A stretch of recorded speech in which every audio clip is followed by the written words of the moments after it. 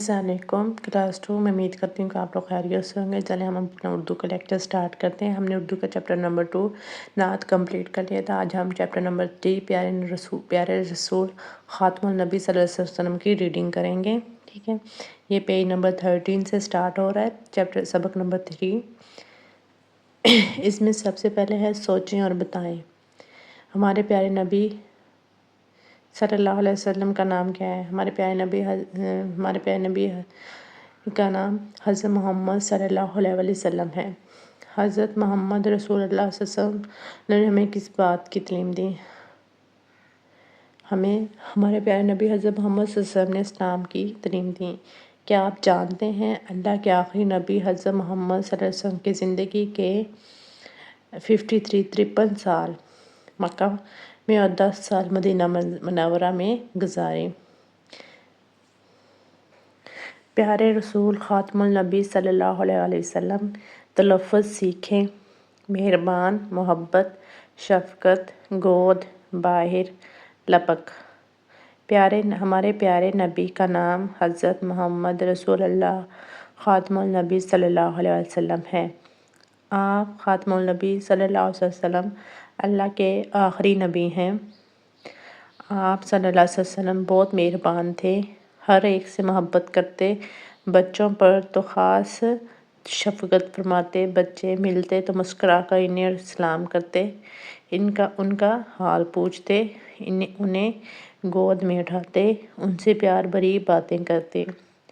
लोग आप सल्लल्लाहु अलैहि वसल्लम की खिदमत में मौसम का नया फल लाते तो आप सल्लल्लाहु अलैहि वसल्लम ये फल सबसे पहले बच्चों को देते। आप सल्लल्लाहु अलैहि वसल्लम कभी कभी सफ़र के लिए मदीना मुनव्वरा से बाहर तशरीफ़ ले जाते।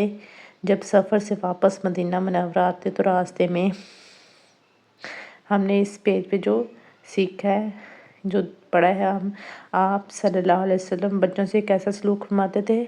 आप सल्लल्लाहु अलैहि वसल्लम बच्चों से बहुत मोहब्बत और शफ़क़त से पेश आते थे, इन्हें मुस्कुरा कर सलाम करते, उनका हाल पूछते, उन्हें गोद में उठा लेते, उनसे प्यार भरी बातें करते।